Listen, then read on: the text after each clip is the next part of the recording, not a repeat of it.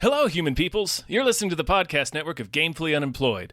Support us and gain access to great exclusive podcasts like Fox Mulder is a Maniac, Tom and Jeff Watch Batman, Star Trek The Next Futurama, and our latest show, Spiel Boys. Head over to patreon.com/gamefullyunemployed. We do game streaming, movie nights with our patrons every Friday night, and you can even commission your own podcast about anything you want. Literally anything, within reason, and we have to do it. You are quite frankly out of excuses not to go visit patreon.com/gamefullyunemployed. That's patreon.com/GAMEFULLY unemployed, which is spelled like it sounds.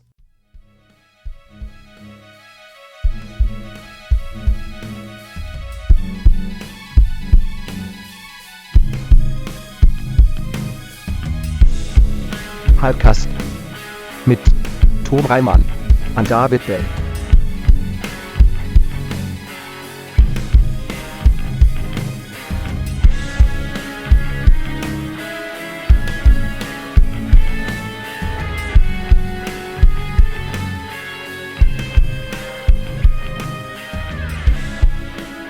Watching the guy cut grass outside my apartment. It's incredible. It's on one of those lawnmowers that you get to stand up on.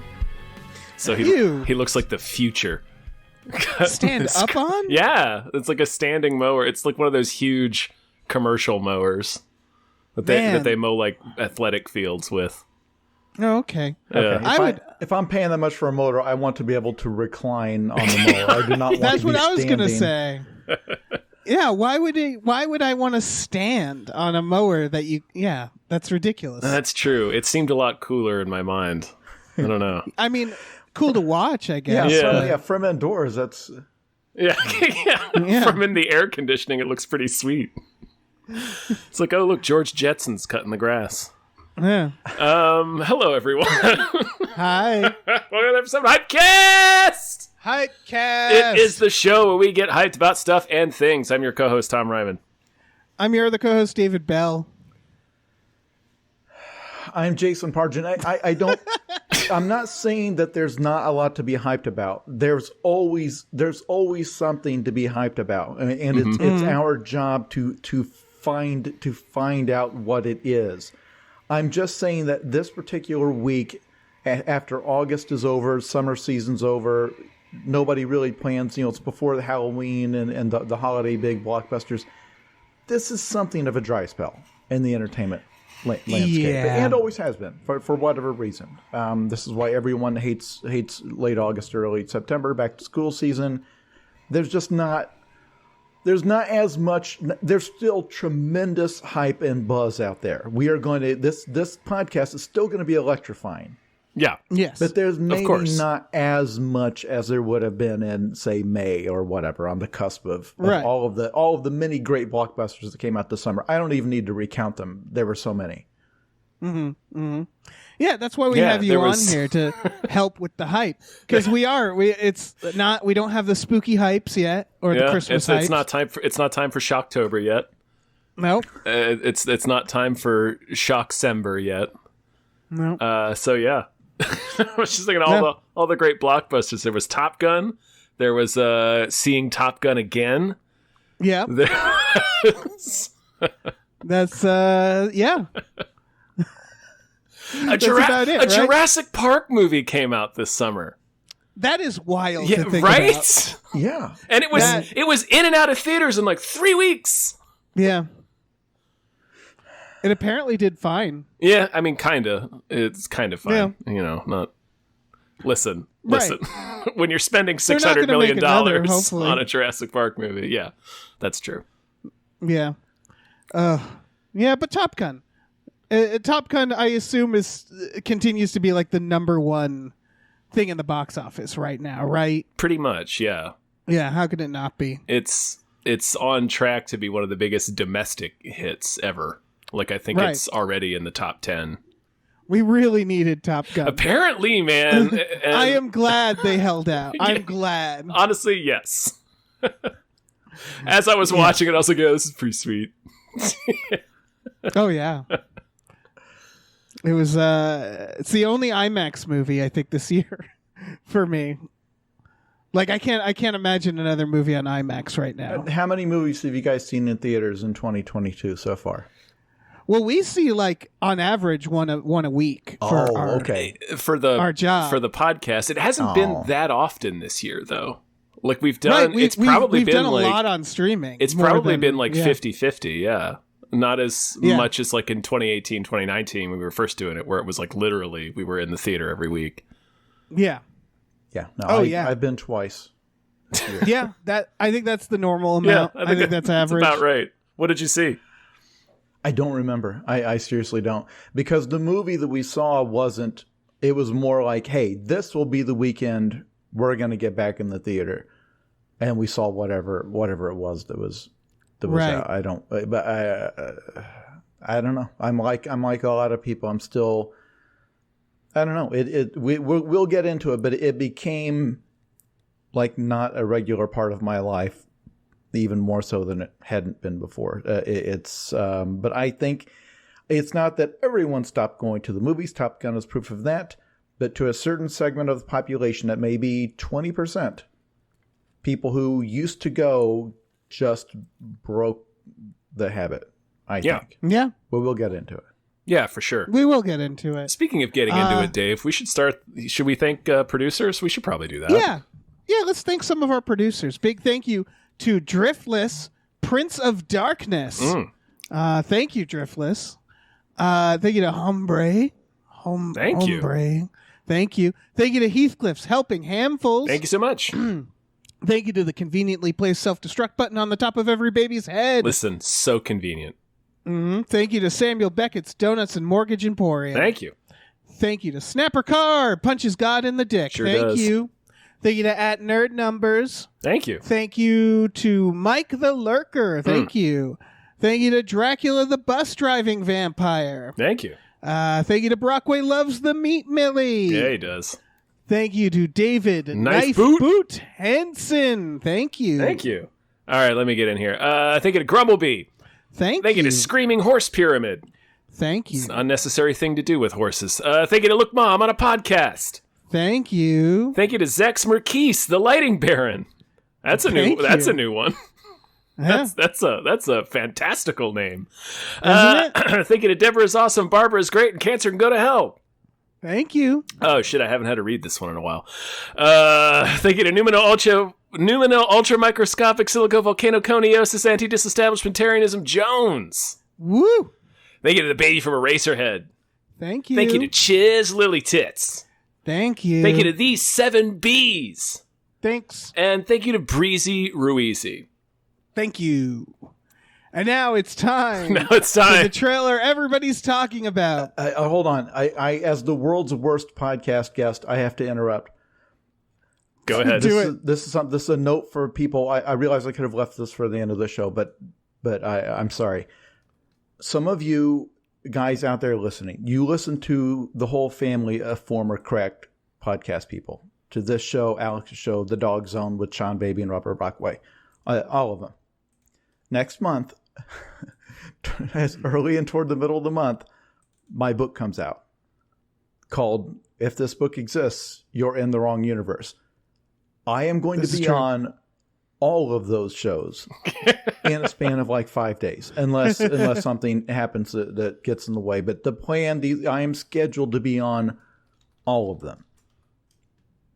To most people will not notice because most people just listen to just one show, or they listen to stuff weeks later, right? They don't immediately, it's not a live broadcast.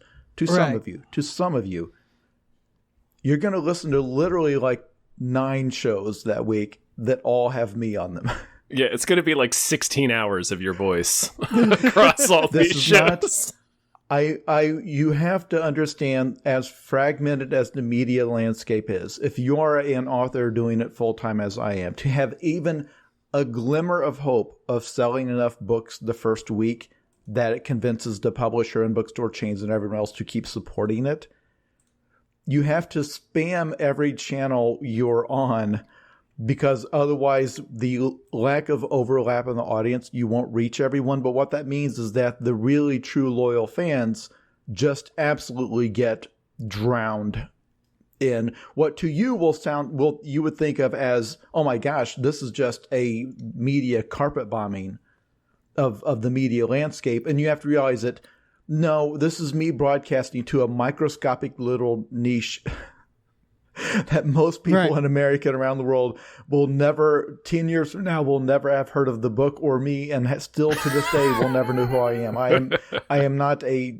famous author. I'm only famous to this small niche of people who loved Cracked and loved the post-Cracked stuff or whatever. So I am apologizing, but not in a way that is admitting I'm doing anything wrong. I'm trying to explain. That's the best kind of apology. Yeah. That's my favorite apology. I am sorry if you are annoyed. It's not my intention to annoy you, but this is all that I have. This is how I pay the mortgage. So anyway. For us, it's great because I always feel weird asking people to be on podcasts. So like to have you be like, can I be a guest? It's just like, absolutely. For the love of God, yes. Like, it's delightful for us. And I'd like to think it's delightful for our listeners. So I think it's really win-win. do try to at least come in somewhat prepared with things to say that makes it worthwhile for them. Like I try not to just show up on all of them, like doing the talk show circuit where the celebrities used to have like a clip and they would tell the same anecdote every time. Right. It's not that. We have other stuff for you to listen to, but anyway. We can prepare some of those questions for you if you like. Like, where do you get your ideas from? Where do you get your ideas from? Who was the biggest prankster on the set of your movie?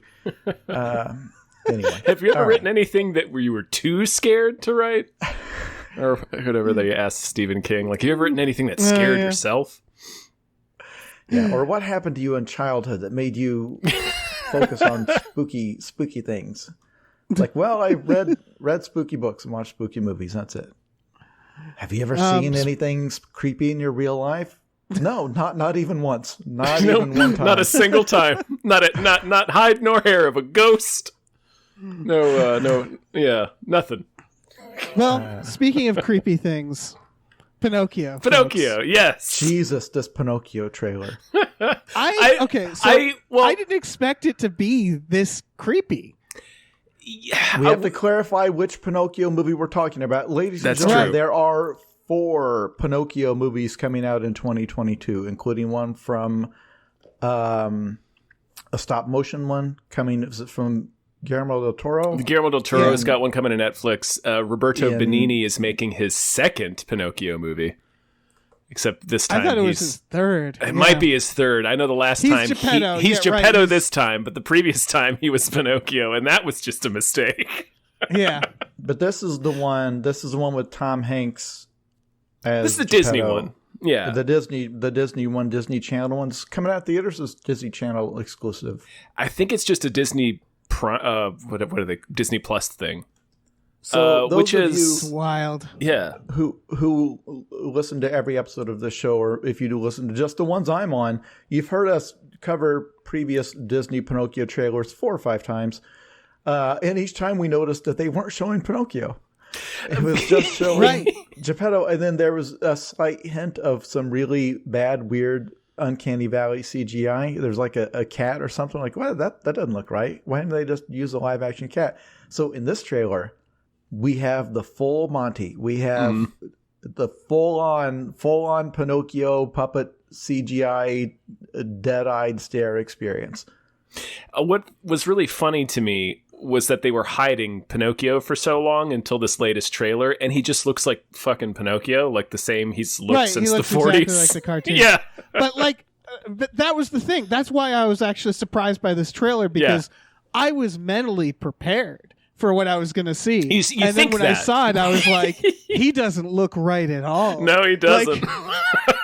It's sort of like when they did the Lion King live, quote unquote, live action, and I wasn't prepared to, the realization that lions have no expression. They can't emote. And then you're like, and then you watch it, you're like, well, I knew in my head that this was, what it was going to be, but now seeing it. I was just real quick, the Lion King, Mufasa's death scene went from like the saddest thing ever to the funniest 5 seconds of movie I've ever seen in the live action one. Yeah. Well, it's great because if you were to mute the dialogue in that movie and just watch them, it's just a bunch of animals hanging around doing stuff. They can't emote. Because they can't emote or act. It's just like you're just watching a bunch of, it's like, oh, that one fell off a rock. Yeah, and then it Like, zooms in on the little cat's face. Oh my god. Anyway. Oh man. But yeah, this it looks like Pinocchio, but it's man. He looks He's weird. just Yeah, dead-eyed. yeah. Dead eyes. There's something. I guess it's that it's maybe too plastic, or because it's not quite Uncanny Valley because Pinocchio doesn't look real, but like. It feels more like Annabelle, you know, or like it's like a it's like a haunted doll movie, and that's not probably the vibe they're going for. I mean, no, it's I don't know, man. I don't know if this is actually going to scare kids or not. I don't think kids, so. You know, kids don't get freaked out about these things. It's not that, but it is just. It's not like that to me. It's not like that frightening. It's just it's weird. Like he feels like he doesn't fit. Yeah, with the rest of the movie.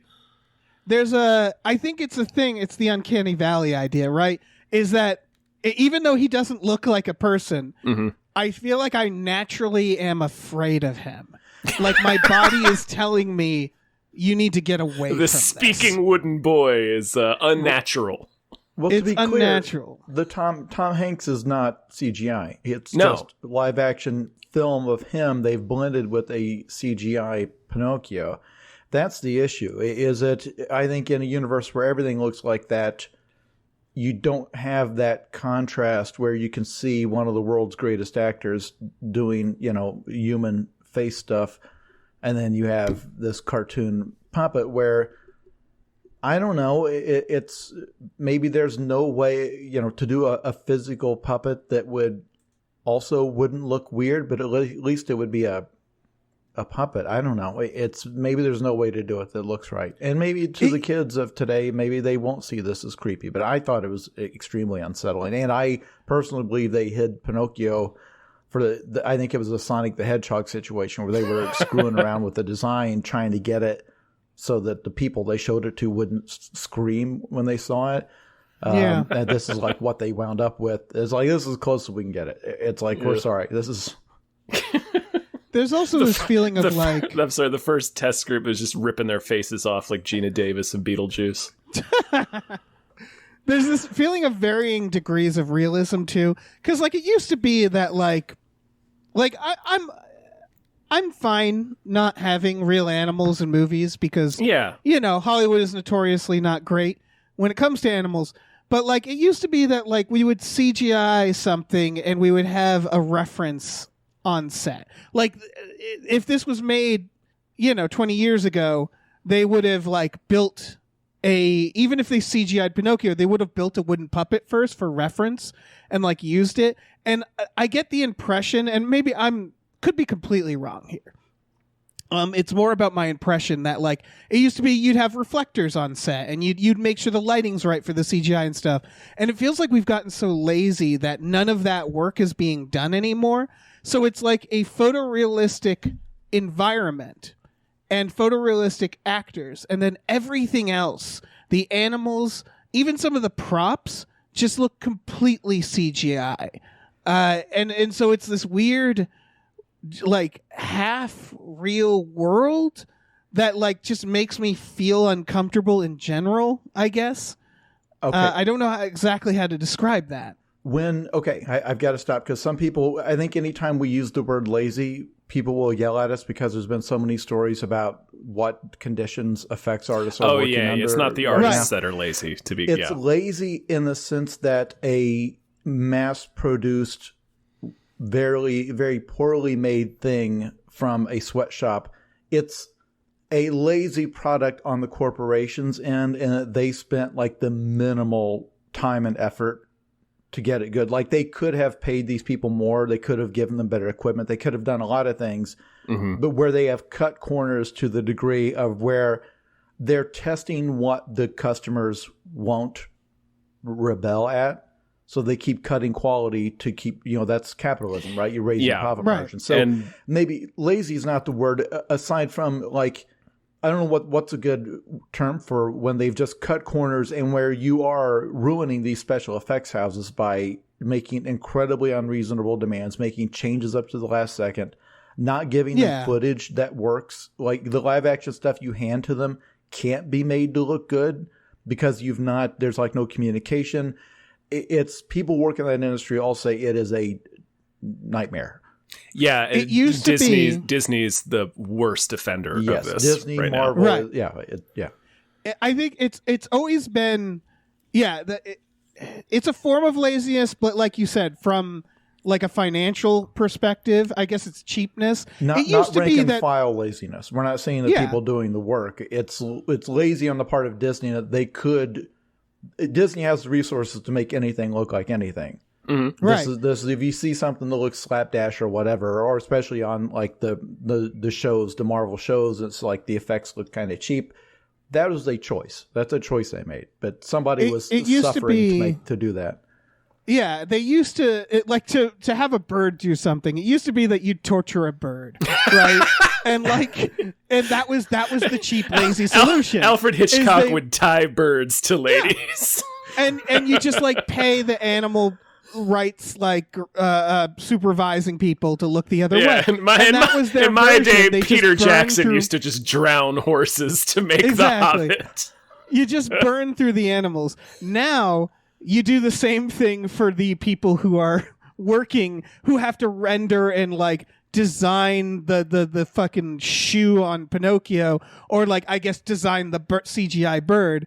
It's the same exploitation in the pursuit of just getting this done cheaply. But the difference is that these production these special effects companies are now in the anti-bidding war where they're all bidding to be the cheapest. They pick the cheapest one and then they overwork everybody there. So it's the same deal as like you go to a fast food restaurant and if like some teenager who's overworked and miserable doesn't get your order right, I don't really blame that teenager, you know? Yeah. It's like, no, it's the person overworking them. Like some poor visual effects artist is being told like, you have to do this in like 3 days. You have no help.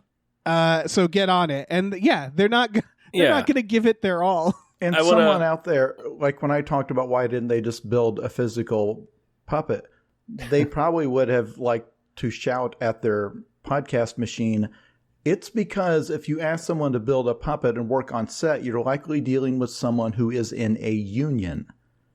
Right. If you are farming out CGI effects to an effects house that may be outside the United States, that is non-union work. And those people, like a lot of times they're working on a contractor basis and they're having to do a bunch of unpaid overtime. You can make them crunch all you want. Big difference in who you're dealing with. And of course, notoriously with Marvel specifically, but with all of these, if you don't have a puppet, you can also change it. What's going on at the last minute. You can say, we're rewriting this scene far into post-production, and we don't have to worry about it. You can just make them do it differently. There's been a lot written about that, so you guys should definitely check that stuff out if you haven't already. Yeah. But I want to kind of turn the conversation back to what's something that is really strange about this movie to me is... You remember like a couple of years back when the Beauty and the Beast live action remake came out, it made all the money in the world, and Disney was like, okay, this is our plan now. So they cranked out Aladdin, they did The Lion King, like right away, back to back, they greenlit those two, and those two made a bunch of money, especially The Lion King.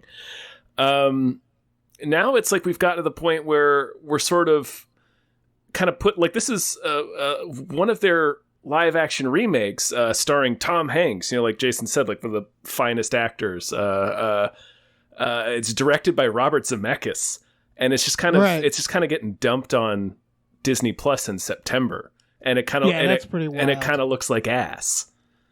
Like, like, man, what's happening?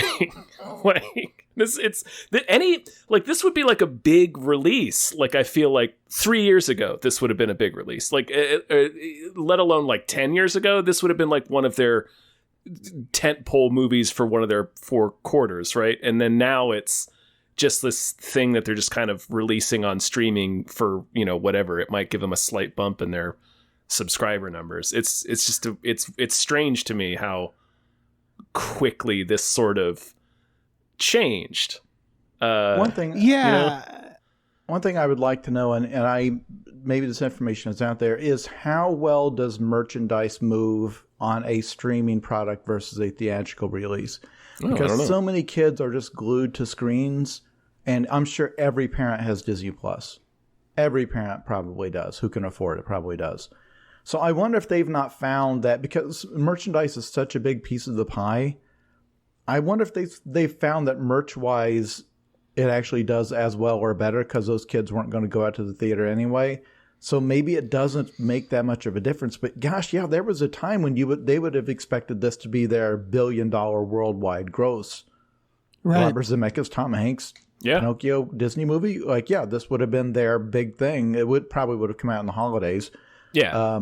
It would have been like the must-see movie, and then there would have been, they would want to do the merch thing like with Frozen, where every kid's got to have the little Pinocchio backpack or whatever. Like, they wouldn't want to do the full push on it. Maybe they can sell those backpacks anyway. Maybe. Yeah, there's got to be some math. I feel like with kids' movies, more than anything, bringing it on streaming is probably, like, I feel like there's this situation where if you have kids, it doesn't matter what Disney Plus does. You're always going to have Disney Plus, because you can kids love to just watch a movie over and over again. I think the home video market and kids there's a big relationship there, right? I think more Disney would agree with you. Yeah, more so than bringing your kids to, like, I wonder if this is just Disney's history in general, where they're like, people don't really bring their kids to theaters as much as they wait for, like, back when it was just VHS tapes. That, like, I assume that Disney knows more than anybody. I imagine, and I can't. Yeah, like, we'll talk about this more when we get to, like, the sort of summer movie roundup. But, like, I don't know. I don't know what it's like to be a kid consuming media these days. Like, I remember when I was a kid, the market saturation of a big Disney movie or whatever, like whatever the big summer movies were, was such that, like, it created an urgency, like, you have to go see it. And so I imagine, like, when a movie is just coming on streaming like this, it doesn't have quite the same saturation that, like, a movie would if they were putting it out in the theaters over the summer and spending $200 million on marketing. Like, every kid would know about it, right? But I don't know what that's like now. So maybe, I'm sure this probably makes perfect sense to them, but it's it's not odd, it's just, I'll say jarring to see it change so quickly in just, like, a couple of years since that the live action Beauty and the Beast remake. The other possibility is that they've just seen an early cut of this. They're like, this sucks. Just dump it to Plus. It's fine. But no, this is not what we were hoping for. The original Pinocchio was what, an hour long? Like, it's like 72 minutes, I think. So if this is 2 hours, then this has an additional hour of them just spinning their wheels, which is nuts to think about. That's, one extra hour of lamp wick. Yeah. Let's talk about the next trailer. Sure. Weird. The Al Yankovic Story. Hell yes. Mm-hmm. This is the Harry Potter. Yeah, it's Daniel Radcliffe as jacked Weird Al Yankovic. And it's, Jason, you pointed out in the notes, feels a lot similar in tone to Walk Hard, where it's like, or like Confessions of a Dangerous Mind, where it's a fictitious biography of Weird Al, and it's like him spoofing a biopic. Yeah, he's spoofing the genre of the musical biopic is why, because so many of the beats where they're like exaggerating his angst over writing these silly parody songs, but the beats feel like Walk Hard, which is, on one hand, that's tough because Walk Hard is a perfect movie, but on the other hand, it was a massive bomb and no one has seen it. So hey, try it. So maybe real shame. It's tough because also, like, if anybody deserves to do this parody, it's of course Weird Al. Of course, yeah, it makes perfect sense. Yeah. I don't know. I also don't know, like, our generation, we love Weird Al, but, like, is he well known? Like, do the kids? I don't know. Does he? No idea. Yeah. But I think, I don't think this care. is right. Like this movie's for me. Yeah. And I'm happy. I'll be very happy to watch it. This movie is for people our age and older. Yeah. Like it's, and I'm guessing they didn't make it being like, we're going to make so much money. No. Like, no. This probably did not have like a $200 million budget. Yeah. No. Yeah. This movie knows exactly what it is, and it is that thing. To the point that I don't really have much else to say about it. Yeah, it looks. I'm excited for it. It looks great. It looks like a lot of fun. No, I would personally would be much more ready to watch an actual documentary about Weird Al Yankovic and his career and how he's done it and how he's managed to like keep doing his thing for, I don't know, 40 straight years. Yeah, it's almost 50 years at this point. Almost 50 years. That's astonishing. It's he's be able to stay relevant and keep working and not get into any trouble. Like that's something on its own. So I would actually have watched a straight version of this, just going through a day in the life of someone who has maintained like roughly the same level of minor fame, and is hated by nobody as far as I know. And he has he drops these little tidbits in interviews, but he has like a bunch of fascinating stories about him interacting with these super famous musicians, because he asks every one of them for permission. Personally, not their people. He usually talks to them directly. Even though I don't think he technically has to, because it's a parody. It's a thing he likes to do. At least that's what I understand. I think it's a courtesy, but I think it's also sort of a gray area. I think you're not supposed to do this without at least running it by them. But it may be just be kind of a, I don't know. You don't want to have beef with these people or whatever, but it feels like we had room in this world for one artist to do just constant parodies of songs, and Weird Al took it. He filled that role, and the world was like, "Great, you stay right there." Yeah, there's just been no one else. We don't need another one of you. We will just love you for what you are. Do your thing, Weird Al. Good for him. Yeah. If you were a kid in 1987 saying, when I grow up, I want to be the next Weird Al, nope. There's only one job. It's still going to be Weird Al. Yeah. Sorry, dear. There's already a Weird Al. You can't do it. In the futuristic year of 2022, it will still just be Weird Al, and you're waiting for him to die. But at this point, you've probably moved on to something else. Right. Long ago, packed away my accordion and my dreams of super parody song superstardom. I love the premise of some 20-something waiting for Weird Al to die so he can take over. Because realizing that in the industry there's exactly one slot for that. Yeah, it's like the host of The Price is Right. It's like if you're dreaming of being the host of The Price is Right, you're waiting for someone to die. You're waiting for someone to pass away.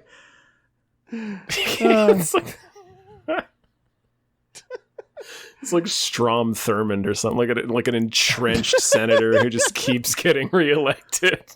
Yeah, and again, if he screws up, he knows if he screws up once, there's a line of people waiting to take that role. So he's Weird Al's on his best behavior. It's like we only have one slot, and you have to be perfect at it, and he nailed it. So we've just been happy to have him keep doing it for 4 decades. Yeah. Good for him. Yeah. Good for him. Yeah, the movie looks like fun. It's a Roku original, so I'm not clear if I will only be able to watch it on Roku. Yeah, I don't know if I'll be able to see this. To be clear to the listeners, whenever we summarize all of the upcoming movies, we do it in total ignorance of whether or not we will ever be allowed to see them on the 9 streaming services we currently have. Versus, it's like, no, this is an Epix exclusive. And who knows what that means? No, this is where once every 6 months or so, I'll hear about some show that sounds like something I really would have loved to have seen. Where they're like, oh yeah, the house spinoff that they made. It's like, what? It's like, oh yeah, it's on it's on FX2. Like, why FX? It's like, no, it's not on FXX. It's FX2. It's totally unrelated. It's not associated with FX. Yeah. It's a You go Kerfuffle to original. fx2.com. Yeah. Some weird ass Dr. Seuss name. Yeah. Download the Flurgenbergen app or whatever. Anyway. Next trailer is for... This just fucking blindsided me. This came out of the shadows and tackled me. Confess Fletch. The next Fletch movie, yeah. Starring John Hamm as Fletch. John Hamm as Fletch. Remember when Kevin with Smith Kyle MacLachlan was trying he was going to make a Fletch with Jason Lee. Yeah, right? he was going to make Fletch 1 for like the entire 90s. He was trying to make movie. Yeah. This is coming from the writer of the original Fletch. Or at least it's... First of all, I didn't know... It's credited with original writer, parentheses, novel, which was news to me as well. Yeah, I did not realize Fletch I was have from a read novel. the Fletch novels. Wow. So here's the thing. This is what's funny about this to me. The way I understand the original Fletch got made is Beverly Hills Cop came out and was a very unique, like Eddie Murphy vehicle from Saturday Night Live, fresh off Saturday Night Live. In fact, it exploded. And not just in the amount of money it made, but the wisecracking detective mixed with action, like the music, the sort of electronic soundtrack, everything about it felt fresh and original, and all sorts of other terms that had a younger, more diverse audience, all of that, because it's Eddie Murphy, right? So they quickly, I understand, they quickly turned around and said, we need another one of these. Get me someone else from Saturday Night Live. Get me another script that's some sort of a detective adventure thing. Again, the Fletch soundtrack, it's to me is almost as good as the original, the one from Beverly Hills Cop. Axel Foley theme, Beverly Hills Cop. And so then they grabbed Chevy Chase, and then they grabbed this to find a story for it, this little known novel series about this investigative reporter. Like it's a series, so they were successful enough that the guy was allowed to keep writing them, but it wasn't like people anticipating a Lord of the Rings adaptation. It was we need to grab a property, we can slap together our own Beverly Hills Cop that they got out like 2 summers later after Beverly Hills Cop. So the idea that for decades, people are like, no, we need another Fletch. It's like, well, the whole point was kind of to give Chevy Chase something to do that would be his own Beverly Hills Cop. If you take him out of the equation, you just have these kind of mildly clever novels. I don't know. It's like, I think, again, John Hamm grew up watching Fletch, because I did. I've seen it hundreds of times because it was on cable every single day. But in terms of, is the audience, or is this a Fletch-hungry audience? We're Fletch-famished. I honestly don't know. And this trailer it kind of makes it look like a slick, sort of, like there's no moments in the trailer that made me laugh. It's weird. It's like a low simmer. It's like the trailer, like I like John Hamm. I like Fletch, but it's not a movie that I watch a lot. So like the whole tone of this trailer was just like all of the jokes were just kind of like landing like, oh, that's kind of funny, but like not not laughing. Like now, okay. I remember the original Fletch as being one of the funniest movies I've ever seen. I've probably not seen it since I was like 16 years old. Anyone listening out there, if you go and watch Fletch tonight, I do not doubt it is very problematic now. Please understand, I did not just watch it last night and declare it hilarious. I'm basing it on my innocent memories as a child. Oh man. Yeah, I don't think I've seen Fletch. I just realized. And so I guess I'm going to have to watch it so I can understand what happens in this movie, right? I just want you guys to know they are also making Fletch 1. Really? The producer of this is credited on IMDb for writing Fletch 1, which is upcoming. So they John are Hamm all again? in. I assume. They don't have it listed, but they are all in on Fletch. Can you imagine if this became like a Batman situation where we have like 4 Fletches running around and we can't keep track of which one's in which? I think that's... Oh, yeah, 4 like competing Fletches. Yeah, like... Oh, man. I think they're betting on the fact that people might not remember the original Fletch, and this is just going to be its own thing. I don't know. It's rated R, apparently. It's weird to me that it has not one but two people from Mad Men, because it also has John Slattery. It sure does, yeah. Yeah. I mean, this is basically the Mad Men spinoff we've been waiting for. Yeah. This is what Don Draper did.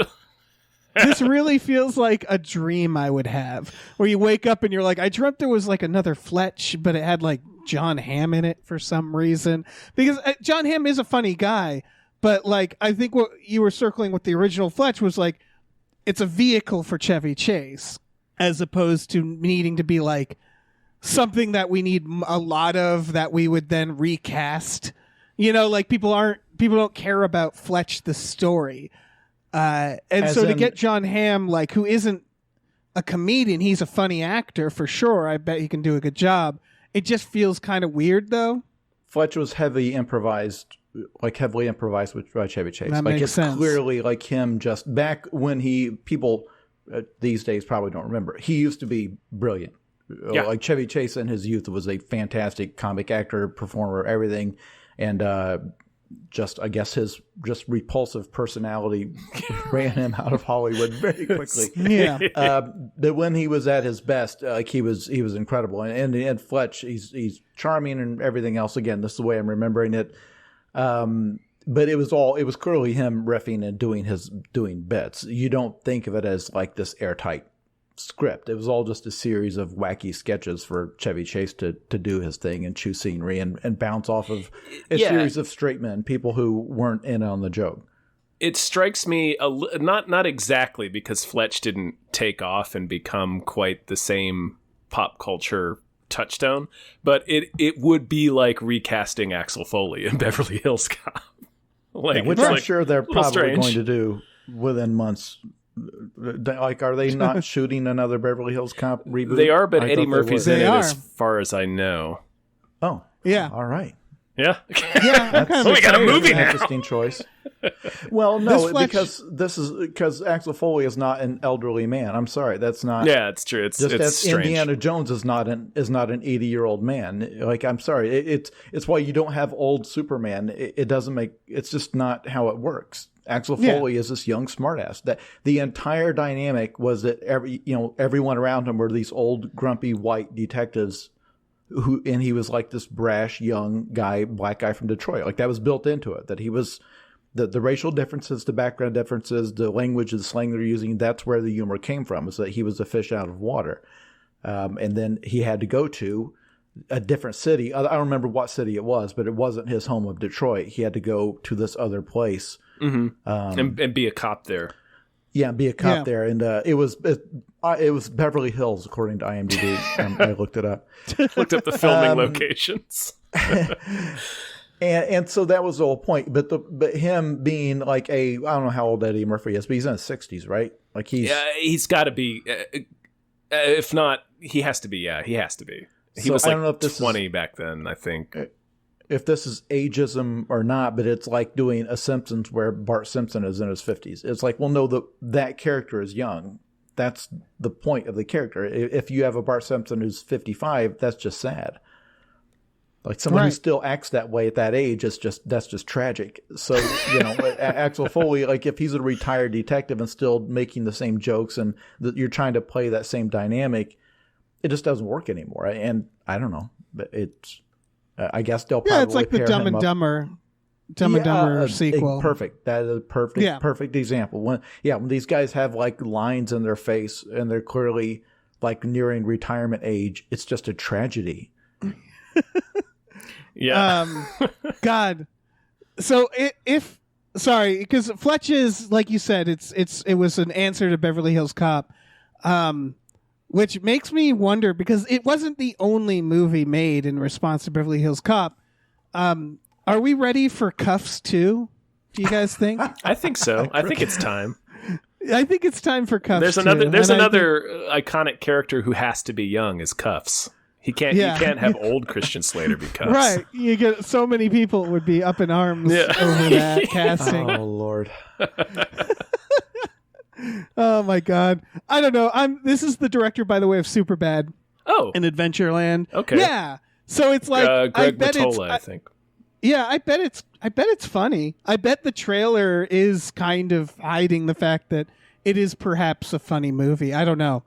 I'm super curious about this. And I will watch it if it's somewhere where I am able to. I do not have Paramount Plus. But yeah, I'm sure it'll be around. Yeah, it's apparently coming to theaters as well. They're going to put it in theaters and on digital. Oh man, imagine going to see this in theaters. That can't work out for them. I mean, I'm glad it'll be available in theaters, but I think boy, those will be some empty theaters. I think we'll talk about that a little bit in a second, because I from what I understand, some exhibitors are like kind of asking studios to just like give us something, because they're so hesitant to put any movies in, to spend the money to put movies in theaters. Right. So like we really fucked up our system. Yeah. You guys want to talk about White Noise? Oh yeah, I can't wait. What is this? I don't know. I don't know from the trailer. It's Noah Baumbach's new movie for Netflix. It's got Adam Driver dressed like the landlord from Spider-Man. One shot. It seems like they're like being chased by aliens or something. It's like a fantasy or something. I'm not sure. The synopsis says it dramatizes a contemporary American family's attempts to deal with the mundane conflicts of everyday life. So not that. Okay. So the opposite of that. All right. While grappling with the universal mysteries of love, death, and the possibility of happiness in an uncertain world. And so, yeah.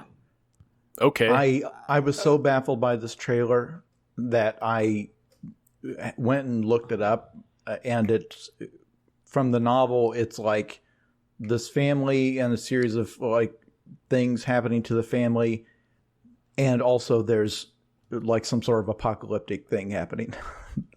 Oh, of course. Okay, so there was something. There's like some sort of environmental. I don't want to spoil the movie for people that are going to see it, but we're confused. If you guys go watch the trailer for White Noise, you'll understand why we're confused. It's a series of scenes, brief glimpses of like a family life, but then there's a point where they're like evacuating from something. It feels like a collision between his previous movie Marriage Story and War of the Worlds. At one but point. it doesn't like escalate or make it clear, because then it kind of goes back to the family stuff again and everything's fine. It's very strange, but I'm sure that's the idea. I know he makes unconventional movies or whatever, and I'm too simple-minded for wanting the trailer to just tell me what the movie is about. Yeah, I mean, for perspective, I just looked it up, and it apparently played at Venice Film Festival, where it got what is described as a tepid 150-second standing ovation. I wish I understood this, because this is just a gimmick they do at these festivals is give these movies long standing ovations. Yeah. No, but what they're saying here is that in a festival where they always get long standing ovations, this did not get one. It also described as a muted ovation, meaning that like the audience feeling obligated got up and clapped for the bare minimum amount of time. I'm picturing an entire theater full of people standing up simultaneously, clapping exactly once, and then all sitting back down. Yeah. one deafening clap. Yeah. No, and I know why they do it. It's because the people who made it are literally in the room. Yeah. I've been to movies here in LA where like in the credits a name will come up and in a corner of the theater will start clapping, and you realize oh, they're in the theater. Yeah, they're here. Yeah. They're friends. Yeah. So like it sounds like, I don't know. I that's all I know about this movie. I haven't read any reviews, but it sounds like the audience were just like, all right, good job, I guess. I mean, I liked Noah Baumbach's older stuff. Like he co-wrote Life Aquatic with Wes Anderson, and that's one of my favorite movies. Right. And he also, I think his first movie or like his first hit movie was The Squid and the Whale. And that's a pretty good movie. I personally have nothing against Noah Baumbach. It's just I did think this trailer specifically is. I thought Marriage Story was pretty weak. Like it's been memed to death, but like the big blow up argument scene where Adam Driver punches a hole in the wall is so silly and melodramatic. It does not play at all, and it doesn't play any better. If you've not seen the movie, if you've only seen the meme, it doesn't play any better in the movie. It really doesn't. It's very silly. Yeah, you sort of expect that movie does have some moments that are supposed to be funny, but that moment doesn't feel like it is supposed to be funny. I can't tell. No. I can't tell if it was supposed to sort of show the part where he like cuts his hand, for example, is supposed to be funny. That is, and that was very funny, actually, to me. So yeah, I mean, I don't know. Maybe I just need to watch it again. Maybe the whole point of that scene was to show like his impotent rage. But so yeah, I'll probably watch this just because I generally like his movies, even though, no fucking clue what this movie's about based on the trailer. Yeah. This one will be on Netflix. So yes, it's if you've got Netflix, everybody, it will not cost you anything to see it, to give it a try. And and I cannot go out and complain that there are movies that seem to be based entirely around making an entertaining trailer. Whereas if you have made a movie that is difficult to capture in a trailer, that is not a sign of a bad movie. It just means that you've made something that is unconventional. Yep. We should be. So the number of times I've heard the feedback, I don't know how to market this. Right. Yeah, that's right. So it's for us to sit here, please don't let me being perplexed by the trailer. Don't let that dissuade you. I'm sure some of the best movies ever made probably had bad trailers. It was just from an era before. That's how we consume things. Oh yeah. When we just watch for old movies, I always go download the trailer. And when we're doing a movie from like the 90s, it is the single worst trailer, no matter what the movie is. Yes. It's wild. It's wild in the late 2000s too. Like you weren't going to see it unless you were in the theater. Explaining it, yeah. There was no YouTube. There was no, right? So those were, I don't think they put a ton into it because it's like... Yeah. Anyway. Speaking of things that I would say aren't presented very well, this is a trailer. Next trailer is for Blank. If you look up the poster for it, it looks terrible just based off the poster. And I would argue this trailer is way better than I expected it to be. What are you guys' thoughts on this one? I thought this. I'm not saying it's great. I'm saying that I didn't expect this movie. It really felt like a real knockoff based off the poster. Well, the trailer beats because it's like this woman who has agreed to basically sequester herself in this huge countryside sprawling manor, I guess, with a bunch of buildings and stuff, until she completes a manuscript, and she's got this robot butler maid there with her, but the robot starts going nuts, and it becomes clear Wayne Brady, hologram Wayne Brady. Holographic Wayne Brady. So she can't leave until she finishes the manuscript, and like her robot maid is becomes very sinister and violent. It looks okay. I don't know. I don't know either. Yeah. I think this movie is a lot of things, like the Wayne Brady of it all. It was just like, why is Wayne Brady? They really slide that in there because they don't linger on him or anything. They don't really like give him that like, hey everyone, it's Wayne Brady shot. They just kind of slide him in there. They already have an AI, so why have a second AI played by Wayne Brady? It feels like they got Wayne Brady and they're like, we don't have anywhere to put him in the movie. And then there's like, she has this weird thing on her face that they don't explain. Oh, it's like a Bluetooth thingy, like monitoring her. Yeah. And then the novel, it looks like Misery. A little bit, but with a robot? Misery. Yeah, Robot Misery.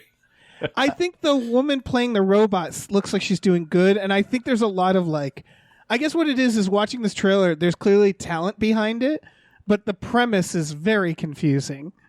And I think you're going to continue to see for a couple of years. This is clearly a COVID era production because it's one actor alone, and then everyone else is appearing via hologram. Right. And I think, like, I just watched Men, the horror film where it's one person and then all of the men are played by the same guy. It's clearly a lot of stuff got approved just based purely on logistics. Like this is a script where obviously the crew still has to be there, but it's not, it's not 300 people in a battle scene. It's one person trapped. So I think you get a lot of these trapped in a house thrillers, which is what Men was basically. It's a woman on vacation and gets trapped in her house by a series of men who all look exactly the same, and it keeps getting weirder. And so that's fine. It's a premise that's difficult to execute well. I've seen some great movies that are this plot. What's it called? Unless you have the money, basically, unless you have the money to put every actor on their own green screen. For like, I'd say for the indie market, there's just so many, like you said, these premises where it's like they're in a house. What's going on in the house? I don't know. They're isolated. There's not many people. There's not many things going on. Like it really is. Like we're gonna see more and more of these. I suspect like that movie Barbarian that I really want to see that's coming out soon. I suspect that's a little bit of that as well. Yeah. That movie Fall seems like it. It's just like you said, any chance we can get, because obviously like you said, there's a crew, but when you're filming, you can't put masks on them, right? So you have to find a way around that. 3,000 Years of Longing feels a little like that, right? Where it's like, well, they're in a hotel room for a lot of it. I don't know if it was written for that, but there is this vibe of like, it's probably more that they're approving stuff that, or they were at a certain point. I will that continue they can film with minimal cast. To curse these people for this. The guys on Red Letter Media pointed out in a movie they were watching where if you look at the actor's cheek, you can see the seam where the mask was on because they stay masked right until they roll the cameras. Yeah. And now once they've pointed that out, look closely at the cheeks of actors in new movies. I swear to God, you will see the seam where the mask was. No. And once you notice it, that's all I'm going to be able to see. I do not doubt that in a Top Gun, where they're probably already de-aging Tom Cruise's, they're doing some CGI in his face in every scene anyway, they would paint that out. But in any kind of a mid-range movie, or something like this, no, they're it's just gonna be there. Yeah. But yeah. Any other thoughts for Blank? No. I mean, I like kind of locked room movies like this, like Sleuth and like Hard Candy. I feel like I get sort of I feel like it's a little like it's a little too obvious for it to be suspenseful for me, because with the two that I just mentioned, Hard Candy and Sleuth, the suspense comes from you're not really sure which direction the danger's coming from. It's pretty clear in a movie like this. Yeah, it's the murderous robot. Yeah. It's the terrifying robot. And when Jason was talking about Men, Men has the advantage of being like really weird and trippy and you're not sure what's happening. But yeah. On a similar subject, compared to Ex Machina, a film where same thing, that feels like that could have been a pandemic movie, and that's a film where you're not exactly sure where the threat is. Yeah. At any given time, yeah. Oh, there's a twist. I'm sure there's a twist in this one. We're not aware of. Yeah, probably. Yeah, maybe I don't know. She's the robot. Wayne Brady. Wayne Brady's the robot. We're all robots. I don't know. We're the robots. Yeah. All right. This next trailer is for My Best Friend's Exorcism. Yep. This is a book. Really? This is a book that people enjoy. No shit. Yeah. No, I was actually before I had any knowledge that this movie was coming out, I was thinking about reading this book, and then I saw this movie is coming out. So this is the adaptation of it. This is the director of the Netflix Dracula. Oh, sure. Yeah. As I noted, it's the producer. The producer is the director of Freaky and Happy Death Day. Christopher Landon, I think, is his name. Yeah, and I was pretty harsh about it in the notes, but it's to say that I didn't mind Happy Death Day, and Freaky was fine, but I think that it's this weird Twilight now with this tone where I don't find it scary or funny necessarily. And then realizing that all they're doing is taking a horror premise and an 80s or 90s comedy premise and mushing them, where it's like the first time they did it with Happy Death Day, it was like, oh, that's cute. It's like Groundhog Day, but a slasher. And then Freaky, it's like, oh, it's Freaky Friday, but a slasher. But if they keep doing it, then it's like, all right, well, no, I understand. And this isn't as much a parody of a specific film, except to say that it's definitely the tone of a 90s, 80s teen comedy, but it's an exorcism. Yeah. And I don't know. Now that I'm seeing the mechanism there, I'm kind of over it, I would say, personally. Yeah. The trailer just doesn't look very good either. Like, I mean, it looks fine in terms of, like, you know, production and the actors they have in it. They have the actress from 8th Grade who I guess is just going to make kind of B horror movies now. She was in the Texas Chainsaw Massacre for Netflix too.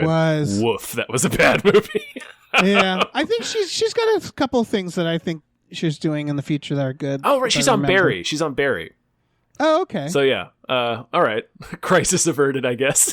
But none of it's I would say against the talent of the people involved, for sure, including the writers and directors. It's just that broad premise that studios are clearly like, yes, give us more. Yeah, I'm personally it doesn't do anything for me.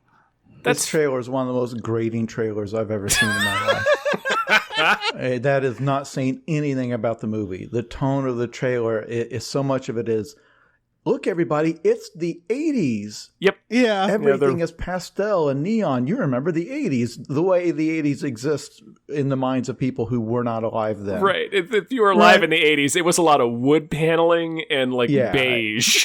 That was the 80s. People have been saying this a lot, but it's, the 80s were brown. They weren't colorful. Incredibly brown. Brown. With cigarette burns everywhere. That was the 80s. Yeah. But I swear the first minute of this trailer wants you to be so impressed by how amazing it is that it takes place in the 80s. And it's like, no, I think we've had a lot of that.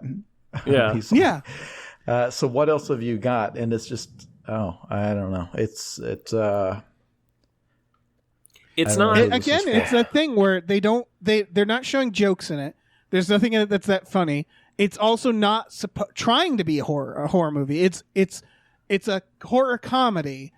And yes, there are plenty of horror comedies that are good, but most of them, if the comedy doesn't work, then they probably just don't work because the horror is made to serve the comedy. Yeah. So they're not going to make it genuinely scary either. So, like, a bad horror comedy ends up just being nothing. It's not a horror. It's not a comedy. So if this isn't funny, like most comedies, if it's not funny, then it's just not going to deliver anything, right? Yeah. Yeah. So I don't know. I did notice, if you notice at the very end, this movie's rated R. Which might be the biggest surprise because the trailer is very, very tame. So I'm thinking maybe they're hiding some really wild shit. I don't know. At least the trailer some gore. may be a joke. They may be like misleading us, but they are. If so, they are overestimating the audience's patience for that kind of thing. Tell us what the movie actually is. But anyway, if it's a joke, it's worked too well. Yeah. Speaking of joke premises, it's time. I'm assuming it's time to talk about Winnie the Pooh, Blood and Honey. Sure. Right. We can do that. This is the celebration of Winnie the Pooh being public domain. Mm-hmm. It's a slasher movie where Christopher Robin and his friends are killed by Winnie the Pooh, and I assume Winnie the Pooh's friends. And Piglet, at least, yeah. How many tens of millions of dollars of free publicity have they gotten just by doing this? Like, the movie barely needs to exist. Every movie site could not resist that headline. Like, they're making a sacrilegious Winnie the Pooh slasher movie. Because they announced, I remember they announced this like the day Winnie the Pooh went into public domain. So it's really Sharknado. Yeah, it really feels like this is just a meme. It's just a gimmick. It's not really a movie. The costume doesn't look like Winnie the Pooh. No, it looks like a guy in a rubber Winnie the Pooh mask. So it's like, if you were gonna do it, like, at least do it, like make them doll sized, or like Right. make them actually look like the characters and not just Or like some people in animal masks. And make it scary. Like, this is from the director of Dinosaur Prison, Rise of Loch Ness, Well, Sky Monster. Dinosaur Prison, you say? Yeah. And that's in post-production. Currently filming Peter Pan's Neverland Nightmare. So this is clearly like, okay, well, I have a thing now. Mm-hmm. It's Dinosaur Prison. So you want the synopsis?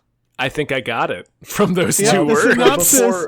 Before you give it to us, now hold on. Okay. Is it a dinosaur where is it a prison where they house dinosaurs, or is it a prison that is guarded by dinosaurs? Which do you think it is, Tom? It could be both, honestly. It could be a prison by dinosaurs for dinosaurs. That's my guess too. Okay, the synopsis is 6 words, and it makes it very clear. A prison that has caged dinosaurs. That's it. Okay. That's all that's written in the No, synopsis. it doesn't. Okay, so yeah, they are. This is where dinosaurs are put when they commit crimes.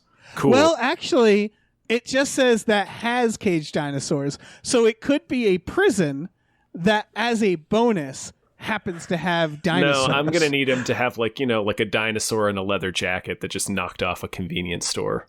Right. Yeah, that is what we Fucking want. Velociraptor doing time for possession. Yeah. That's what I want. But I don't know. Congratulations for them. I'm sure making their money back on this. Because I don't think trailers like this actually result in people seeing the movie. No, it doesn't. But people will. I'm sure people will download it when they see it. Some college kids will download it, and maybe it's a bunch of fun. I don't know. It's just that the actual humor of the premise doesn't even last for the length of the trailer. Right. It's it can't even sustain a 2-minute trailer because then it just because this is just a low budget slasher movie with killers and animal masks. This is really nothing to do with Winnie the Pooh. Yeah. And here's where you would love to look it up and find out the movie's like 165 minutes long, something like that. It does not show. I cannot find the length, unfortunately. That's too bad. Yeah. Yeah, this is very Sharknado. This is just like, yeah. I think it's cheaper than that. There's someone credited in the credits as barn owner. And so I'm guessing most of this movie takes place in a barn in the woods. Like they did not spend money on this. No. Like again, they bought those masks and then they said, we have a movie. And again, for what they were doing, they're not wrong. Like they succeeded, right? They did the most minimal amount of effort. How many views does the trailer have on him. YouTube? It's hard to tell actually, because this is one of those cases where a lot of places embedded the trailer. Oh, okay. A lot of it are Twitter videos. So like everybody, that's what this really is. It's a series of like movie sites trying to get the most views for the video, right? Yeah. They're all hosting this trailer and trying to get the most people to see it. This copy of it has 320,000 views, and it went up yesterday. Yep. So they'll get millions and millions of impressions on the trailers on the various places it gets housed, and half of 1% of those people will maybe seek it out and see part of it. Yeah. All right. Well, that's trailers. Yeah. We warned you. That these trailers. It's a bit of a dry spell. I wish. Yeah, I don't know. I wish they. If we're gonna make a Winnie the Pooh horror movie, go for it. Go for it. Do the thing. Spend $60 million on it. Yeah. Have fucking what's his name made Antichrist. Do it. Lars Van Trier. Lars Van Trier. Have him do a fucking Winnie the Pooh. Stellan Skarsgård as Winnie the Pooh. Yeah. Fucking Piglet. Willem Dafoe. Dafoe has Tigger. Yeah, why not? Oh my God, Willem Tigger's Dafoe bounce! could nail Tigger. Yeah, he could be such a good. Oh God, I want that so bad. Yeah. Fuck. Okay. We have some news stories to cover, but first we have some producers to thank. Let's do it. Thank you to Davey Francis 9. Davey Goes to Hell. Thank you. Thank you to Oh Great, It's That Guy. Thank you. Thank you to Chester's Prophet. Thank you so much. Thank you to Thank you to Definitely Not Guillermo del Toro. Thank you to Brian, who Tom knows. I sure do. It's true. Thank you to Bob Grenville. Thank you. Thank you to Steven. Thank you so much. Thank you to Han Toomey, the confused cyborg. All right, let me jump in here. Thank you to Asking Seven. Thank you. Thank you to Happy Ed 209. Thank you. Thank you to Manischewitz Maltov says economic solidarity is the path to paradise, comrades. Thank you. Thank you to Tiger Drawers Pratt Thompson. Raindrops keep falling on my head. Thank you. Thank you to Dan Hackroyd. Thank you to Cody Johnston's Time Machine Noise. Always. Thank you to Pete Vorpagel. Thank you. And thank you to Listen to the Hit song Books Are My Aesthetic theme from If This Book Exists, You're in the Wrong Universe. Thank you. Thank I'm you. so glad that you don't have a character limit on these names. We sure don't. User who always puts in a full-on, several sentence long plug for at least something of mine that I do appreciate it. It does. Every little bit helps. If you don't know what they're talking about, Google the name of the song. You'll find it. All right. So we were gonna do the state. Movies. Yeah, movies. You guys know movies. No, we were gonna do sort of like the state of COVID cinema, like a sort of the past couple of years that we've been covering movies during the pandemic. We've every so often we have Jason on. We do sort of like a roundup of here's what came out, here's what got pushed, et cetera, et cetera. So. For example, it was a running joke that Top Gun Maverick would never come out. Yeah. Because it had been on the shelf since 2019. 2019, which means they were filming it in 2017, 2018. And some of the actors had, people were like, wow, they did a great job digitally de-aging the actors for this movie. It's like, no, they're just older now. Yeah, they 3 years ago. They filmed this when everyone was noticeably younger.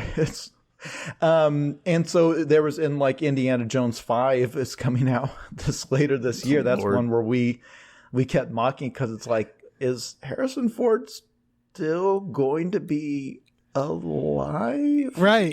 I believe they stopped filming. They're done filming. Yeah, they're finished. They've completed it. It doesn't matter how many planes he crashes from here on. We are about to it's happening. Be treated to 90-year-old Indiana Jones. I realize this is incredibly tasteless to say. It would be very weird to have to do a posthumous publicity tour where you're doing it in memory of Harrison Ford. I hope he lives many more years, but at the same time, he's not a young man. How old is he? 90. 78? I thought. 90. Oh, wait, no, maybe he's 80. I thought he was 90. I don't know, man. He's very old. He's old as hell. He's old as fucking time. Okay, he's 80. I'm sorry, Harrison. I put 10 more years on the guy. He's 80. Mm-hmm. It's a rough 80 years too. He's been active that whole time. Yeah, it's not the years, it's the mileage. The whole issue was that there was this massive reshuffling because in 2020 they pushed everything out of summer because they closed down the theaters. So everything, and then they scattered everything to the wind. Some stuff got pushed to 2021, but when 2021 arrived, and it's like, oh, it's still a pandemic. Some stuff they went ahead and put up, some they dumped to streaming, some projects got canceled, and some got turned into Disney shows, and then others are still out there and going to show up. So we, once again, will sit down and try to figure out where everything went. But the first thing I did was looked at the box office so far this year, and it has been rough. You have got a few movies at the very, very top that made stupid money, but you look at the list of the expensive flops, like The Northman made nothing. The King's Man made nothing. Ambulance, Moonfall, West Side Story, The Matrix. All of those were big, big, big budget projects that made a microscopic amount of money at the theaters in a time when people technically could have gone to the theater. They were open, but it takes a lot more to drag people out of the house now. And what you're seeing is the trend that had been going on for the last 20-some years where only the big franchises have a chance. Right now, audiences will only get out for a big franchise. Like there was a time when stuff could still have a chance of being a hit, like Avatar or something like that. That was a unique IP. Boy, it is rough right now. Yeah, it's not even that. Even the big franchises are still Number 9 on this list, domestic box office, Uncharted, made domestically 148. And obviously, like, it made like 400 internationally, but we can go into how, like, you know, they don't get a return on that, the international money, nearly as much as the domestic, etc. That's all to say the budget was 120 million. So, like, Oof.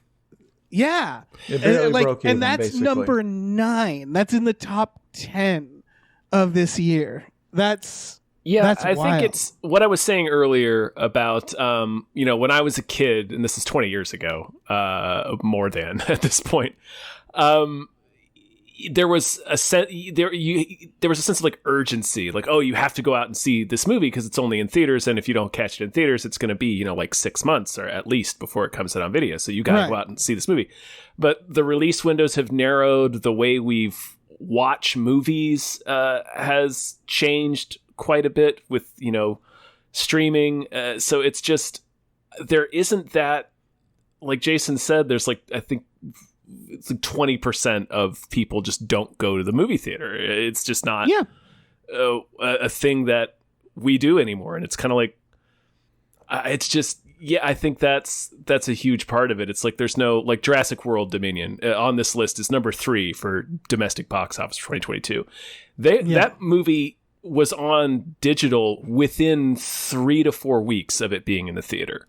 So Absolutely. so there's no reason to run out and see something in the theater when you know it's just going to be on, you know, Disney Plus or Paramount or whatever, you know, by the end of the month, you know? Yeah. When did Nope come out? July. We just covered Nope. Yeah, you can rent it. Yep. You can rent it now. It's kind of wild how that is, how not special it feels. And like, we talked about this, Tom, you weren't here, but like last Hypecast, about like that Matt Damon clip, right? Where on Hot Ones, he just very casually explained the destruction of the industry. And that's really what it is that like a lack of physical media. Like, it really does feel like it makes me feel old to say this. But for the film industry, like, the internet isn't great. Like, the internet's great for a lot of things. Don't get me wrong. But for entertainment, the internet has generally made entertainment harder to actually produce. Yes. And perhaps my proposal is we switch back to dial-up. Mm-hmm. But Adam, who was the guest, did not seem to agree No, I with think that. you're right. But I think like, you're right. Yeah, because that's what it comes down to, is like, we need physical media again. We need to appreciate DVDs, or I guess Blu-rays. We need to, and like, and when I say need, I mean in the sense of like for film to have a future. Yeah. Because out of this in the top 10, only the last one is an original film. And that's been getting worse and worse every year as well. It's just, I don't know, it's bleak. Well, you guys and talked part about of that's the pandemic, of course. What's that? 3,000 Years of Longing was a movie you had mentioned you guys had seen and liked, but that is a total bomb, right? Like a bomb as in it's expensive and made nothing. And that was, there's a story behind that. At least part of that has to do with something else that I mentioned earlier in the episode, which is exhibitors, like that is the different movie theater chains, are kind of almost desperate for things to show because nobody's going to the movies right now, 1, and 2, studios aren't putting that many movies in theaters right now because it's, you know, after 3 years of a pandemic, they took quite a beating. Nobody wants to, money's tight right now in Hollywood. So you're getting movies like 3,000 Years of Longing, which is a $60 million movie. It's expensive, but it's still like a mid-budget movie. Was originally only going to have like a limited release, and instead they put it out wide release with very little marketing. From what I understand, in part because it was MGM trying to make good with exhibitors, being like, okay, well, you guys can show this movie. Here's a movie you can show. But it's like this really niche kind of artistic movie that, you know, widespread audiences aren't going to come out of the house to go buy a ticket to go see, you know. And there was another movie we talked about earlier where I think also fit that same bill, but now I can't remember what it was. So never mind. Well, but like in my local theaters, they were showing foreign films, and because Cineplexes with a bunch of screens to fill, and and there was all sorts of, they were like re-showing the original Jurassic Park and stuff like that. The movie that we talked about, RRR, the Bollywood movie, it made something like $12 million in American theaters, which is more than some American movies made. But that's a rare case. That's the all-time record for a Bollywood film by far. Americans don't watch those movies. They just don't. But it's like, well, no, here's something that, and they kind of made a little event out of it. And but that was for this exact same reason. Like the theater chains were just, we need something. We need something. And I think this weekend they're showing Jaws in IMAX. It's being re-released. Like they're just anything, like they're re-releasing the latest Spider-Man movie with like additional footage. I think. Yeah, there's a new like, that's wild. Is I was looking because we were trying to figure out what do we watch this weekend for We Just Watched. And it was like, oh, Spider-Man's playing again. Like it's wild. It feels so desperate. Feels dystopian to a degree. So what I had wanted to come on this episode to talk about was, when do things start to look more normal? Because clearly, in addition to the box office, just the volume of stuff being released theatrically was noticeably lower. Like it just was. You didn't have, usually you've got this traffic jam where you've got 2 or 3 blockbusters all opening close to, the 4th of July or something like that. A week almost. In previous years, you'd have between 2 and 4 like big releases, or at least decently sized releases from major studios, like a week during the summer. Yeah. So I looked up what's on tap for next summer 2023. Now for this holiday season, you have things we've talked about before, like you've got Avatar. Avatar. Yeah, basically Avatar. That's it. That's pretty much it. Yeah. Right. But next summer, Indiana Jones 5. And again, it would be extremely crass to say Harrison Ford just has to live another year. I realize this is a human being with a family, but at the same time, someone at the studio has had that conversation. Like, what does the marketing look like should Harrison crash his plane? Right. Yeah. Guardians of the Galaxy 3. I have no concept of what state the Marvel universe is in. I don't have Disney Plus. I don't see any of those. I have not seen WandaVision. I've not seen any of those shows. She-Hulk. I don't know how they're integrating that stuff with the mainstream movies that continue to come out. So I have no idea what Guardians of the Galaxy 3 would be about or anything. I don't think Marvel is completely sure. I mean, we talked about this with others where, like, currently their films don't feel like they have a direction yet, and they keep saying like, we'll have one soon. It's all will be revealed, but they keep not. But I'm sure that'll make $1 billion, right?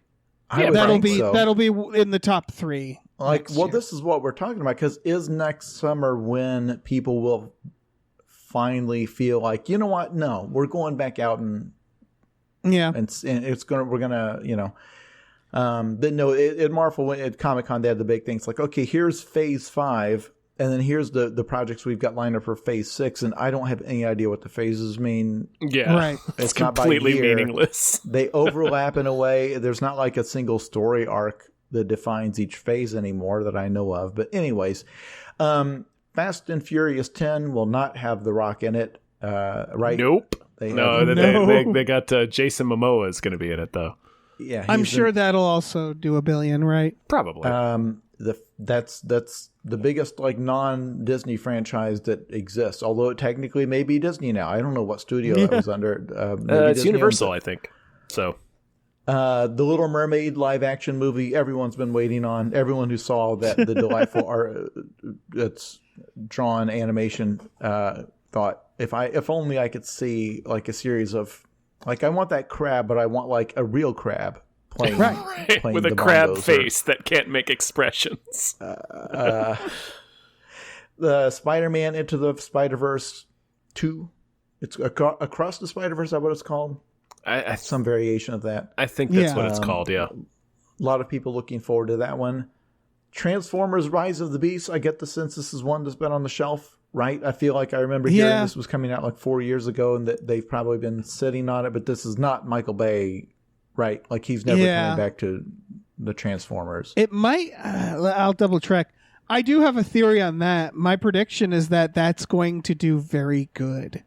And this is based off of the fact that, like, when I first heard of that coming out, like most of you, I thought, why? Why would they do that? Right? And it is a continuation of that series, I believe, right? Yeah, but I think it's like Beast Wars. So, like, I agree with you. Like, I think it could end up being like, it could end up blowing up like the previous ones did, because this is like nostalgic for a newer generation of kids. That's what I was about to say. Yeah. The way the original Transformers was nostalgic for us as kids, the Shia LaBeouf Transformers movies are now so old that they're nostalgic for people in their 20s. Well, and so is people who grew up watching Beast Wars, because that was like late 90s, early 2000s. That's true. So yeah, I think this is going to actually do really well. Maybe. I hope. I mean, it could be good. It's the director of Creed 2. Sure. If that helps. Yeah, I don't know. That's all to say that, like, I don't know. It's. I think that one's going to surprise people. The Flash movie is still on now. Is that guy still on a crime rampage? He has been lassoed, Miller? Or they have been lassoed by the studio. It sounds like Ezra Miller. They have been on an apology tour. It seems like They said that Ezra Miller was brought in and that they're having like meetings with Warner Brothers executives to like plan a image rehabilitation for them. But yes, as of like a month ago, they were still on a fucking crime spree. Yeah, and it seems like it's that thing. It's okay. They'll cancel Batgirl, but the Flash. Not only are they going to keep it around, but they're going to do everything they can to make people. I think they've want to see it. They've spent too much money. Yeah. They clearly spent too much money on it. Yeah, that's the thing. They spent so much money. They got Michael Keaton for it, but Michael Keaton was in Batgirl too, so I don't know exactly.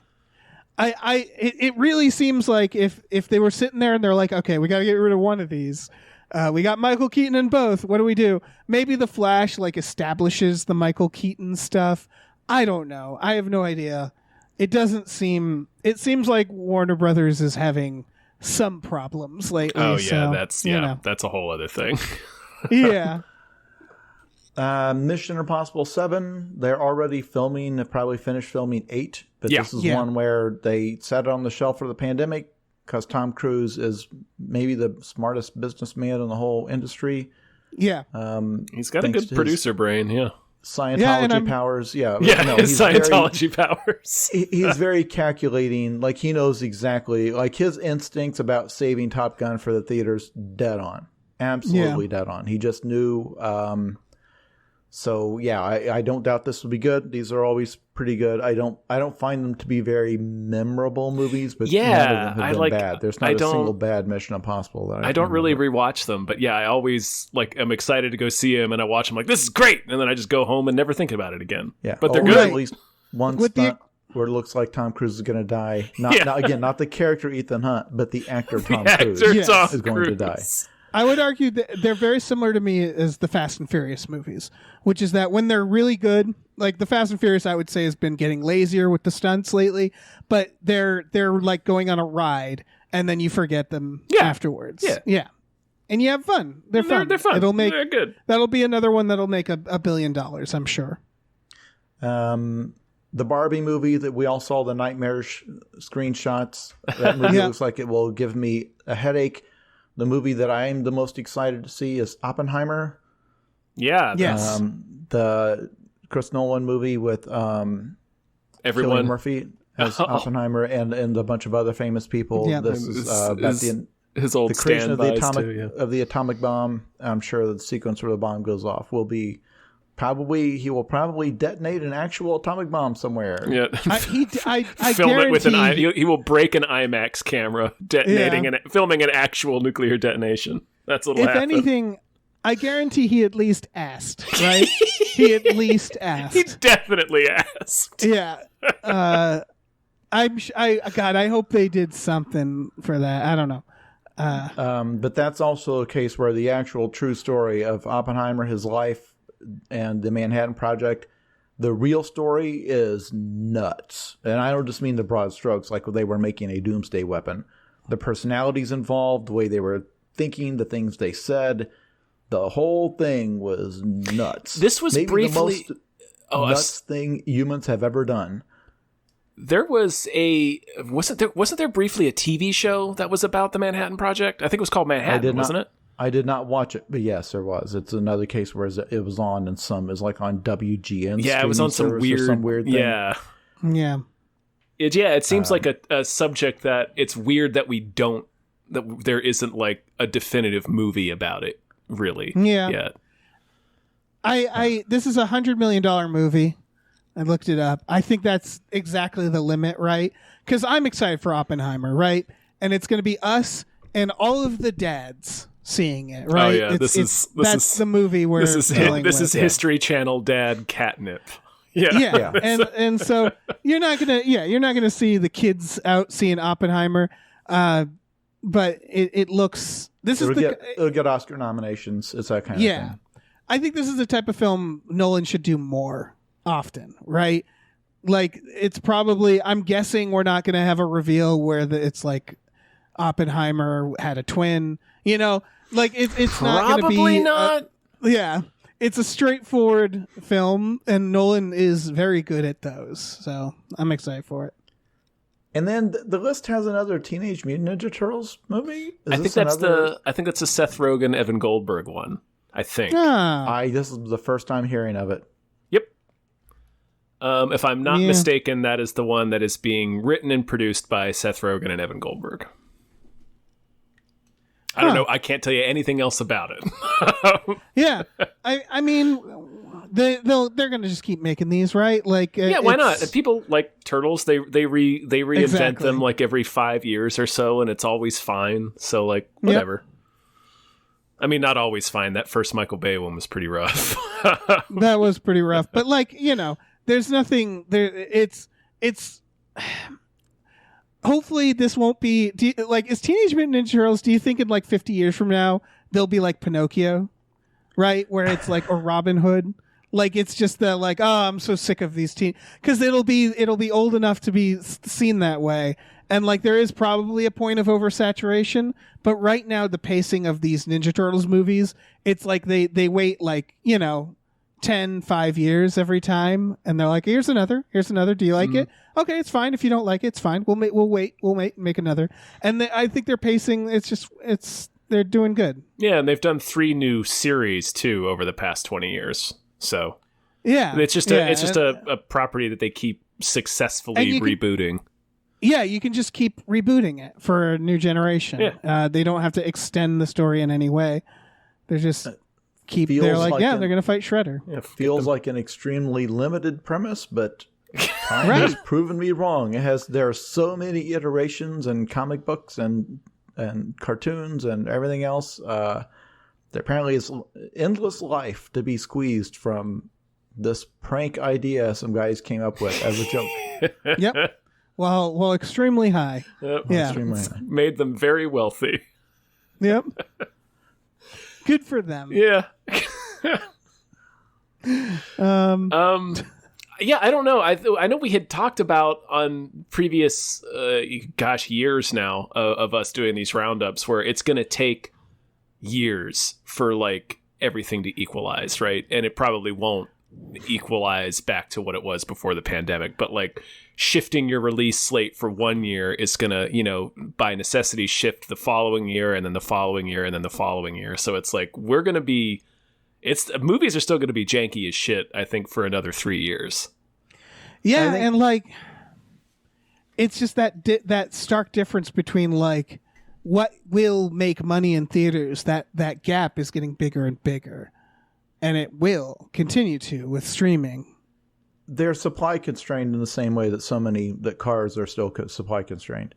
because there's a whole process. You don't just snap your fingers and make a movie. So like during the pandemic, they weren't approving and greenlighting anything because they didn't know when stuff was going to return to normal, and they couldn't get the insurance companies to insure the shoot. So there was this gap between, during that time, the effects houses had to take on different work to keep people employed, or they shut down. People left the industry. People passed away.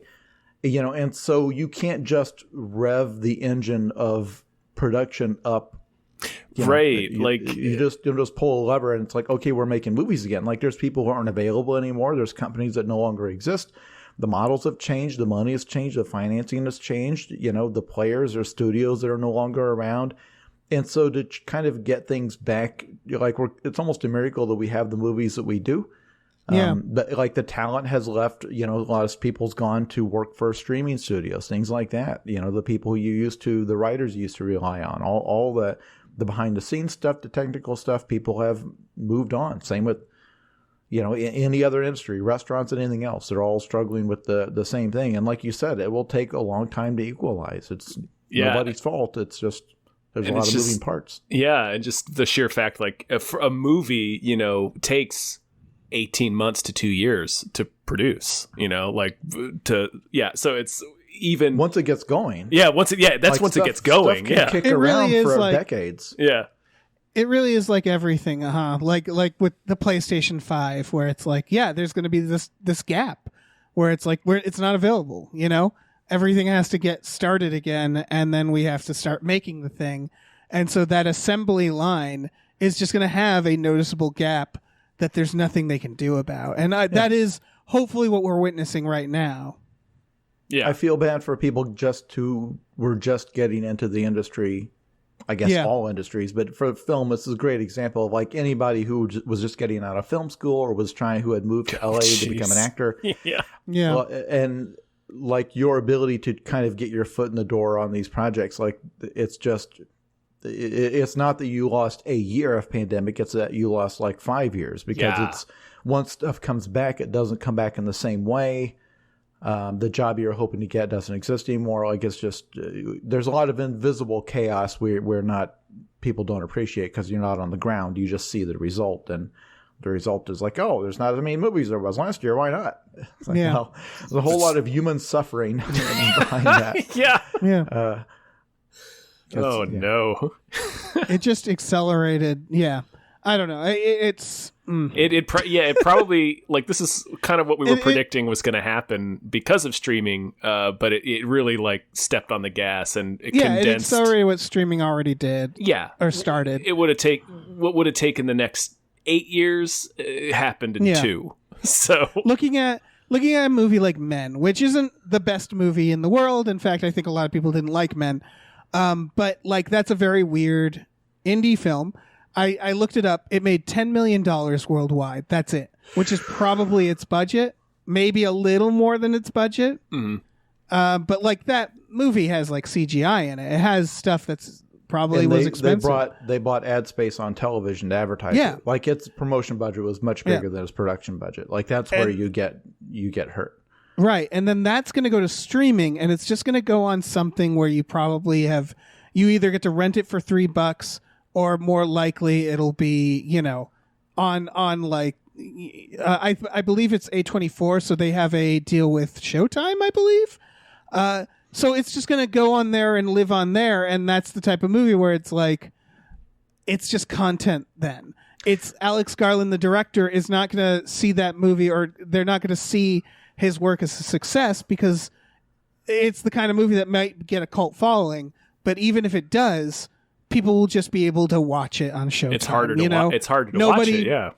Yeah. No one will buy a Blu-ray. There'll be no behind the scenes. There'll be no like, ooh, we got to do a steelbook of this because it got a big resurgence in the home market. That's just not available anymore. So a movie like that even if that movie suddenly like explodes in popularity after the fact, they're never going to see a financial return on that. If you go to the toy aisle, like the merchandise for this movie, you just see it in the bargain bin. Yeah, exactly. All the men like toys. All the action, all the action figures of the various. Where you press the head and it comes out. The scene. He gives birth to himself over and over again. But there was an article a few days ago or a few weeks ago, I don't know, time is a blur, where like Sydney Sweeney was talking about how residual checks have shrunk, have vanished. That once upon a time, if you were on a successful sitcom for a few years, you were set for life because those residuals from syndication would just roll in, and then you could pick your projects. So if you're Jennifer Aniston, you could just do a movie every few years, do what you want. And she's like somebody like me who's on a successful show in the streaming era. Like, I don't make enough to afford my home in LA. Like, I live in a nice house, but I have to work. So she's like, I can't get pregnant and take 2 years off to be frank, it's not just having the baby, but this is Hollywood. You have to then look like your pre-pregnant self before they will allow you to be in movies again. You can't come back heavier, if you know what I'm saying, than you were before. That naturally happens. And it's like, I can't take 2 years off to then come back and be movie star. Like, I financially can't do that. And there were a lot of people yelling at her. It's like, well, yeah, it sounds like you have such a tough life. And it's like, no, she's making a point. The way stuff used to get made is you could make your mainstream thing and take the money from that and then be in something small. Whereas now, unless you're Daniel Radcliffe, where you've got your Harry Potter money, you can coast on your whole life and then just make weird stuff. You don't have the freedom to do that. These residual checks will not pay the bills for you, your family, all the staff, the publicists, all the people you have to pay, your agent. So it's like, no, it's like work, and you have to take stuff that you have to keep busy. But that means you don't get to pick your projects. It means the stuff is not going to be as good. That's kind of the nature of it, because you don't get to say no to things. You're not in a position to. It's the Harry Potter kids versus the Stranger Things kids, right? Where like those kids, they're not going to be set. Nope. Like they're in the most popular goddamn show. They're not set for life. They're going to have to work.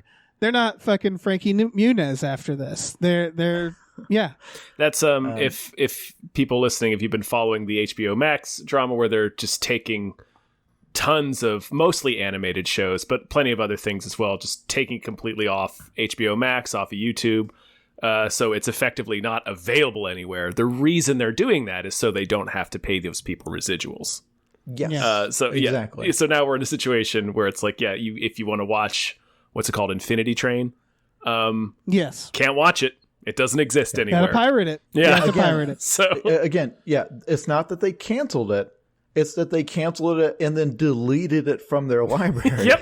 It's the old episodes aren't on there anymore. That's the thing. Stuff gets canceled all the time, but it lives on, so you can go. It continues to exist. And the people, the writers, the producers, people depend on those residual checks, which are not huge, but it gets them by. Because if you're doing that job, you go from project to project. You don't have a monthly or a biweekly paycheck. You're hopping, you're waiting. You may go a year between projects because you can put your heart and soul into something and then just make a pilot that just doesn't get picked up. Like, you can squander a year of your life doing that. But anyway, that's just one example of how the finances have changed forever. The money is just different. The money is much, much less. Unless we switch back to dial-up. Let's do it. Dial-up internet. Dial-up and VHS. Let's do it. Yes. Yeah. Because these streaming services, they are not just competing with each other. They're competing with TikTok and Twitch and YouTube. Yep. Right. Where you have a guy in his bedroom playing video games, racking up 20 billion hours of viewing every year. That was all taken from something else. That was all taken from Netflix, HBO Max. Like, that's, Disney Plus. Disney Plus, their nemesis is probably not Netflix. It's probably Twitch. Yeah. It's, I don't know. A lot of things have changed here. I don't know if it's for the better or for worse, because you could also argue like, well, this is just how entertainment changes, right? Yeah. And the dinosaurs will die off, but it just feels like with film, it's like that's such a specific art form that, like, I'm sure it'll all equalize eventually, but it's like, when we like I'm sure people said that when television was existed, but it really feels like it's different. It really feels different. It feels like we're eliminating an art form in exchange for another now. Like, there's not enough room, and that really bothers me. I'm not blaming the audience, I'm not blaming the consumer, but the expectation for this thing cost $150 million to make, and I should be able to see it for almost nothing with no ads. That's just not. It's like, well, yeah, but when I watch my favorite Twitch streamer, I don't have to pay for that. But it's like two totally different things there. Like the perceived value of the stuff that appears on your glowing screen has like dropped to zero.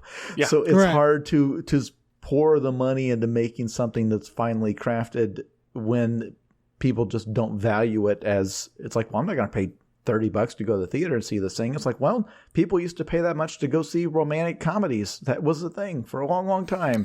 Yeah. People threw down that much money to go watch You've Got Mail.